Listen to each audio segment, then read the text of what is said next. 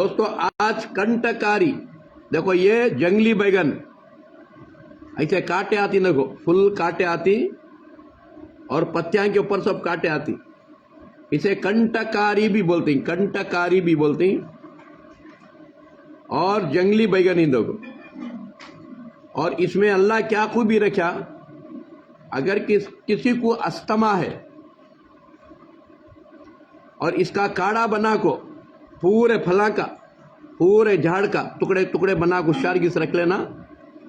ज़रा ज़ीरा अजवान सोम डालना, ज़रा गुड़ डालना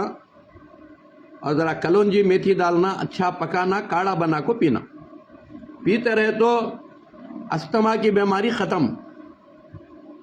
और दूसरा खांसी, बरसात से खांसी है, क्या करे तो भी खांसी जा रही नहीं, सूखी खांसी होंदे, बलगम की खांसी होंदे, उम्र भर के लिए ख़त्म हो जाती है कंटकारी। हाँ मेरे दोस्तों भाइयों, और दूसरा दिना पूरे होगी, डिलीवरी नहीं हो रही है, यानी दर्दा नहीं हो रही, ऑपरेशन के बगैर डिलीवरी नहीं होती है बोल रही डॉक्टर, ये काढ़ा बना को पिलाते रहो, जीरा अजवान सोम दाल को, गुड़ दाल को, कलौंजी मेथी दाल को काढ़ा बना को पिलाओ, आधे घंटे में दर्दा शुरू होती, आधे घंटे में डिलीवरी होती। और किसी को खाए हो रही, पेट सुबह का को खाए होते रहती, क्या खाए तो टिकता नहीं,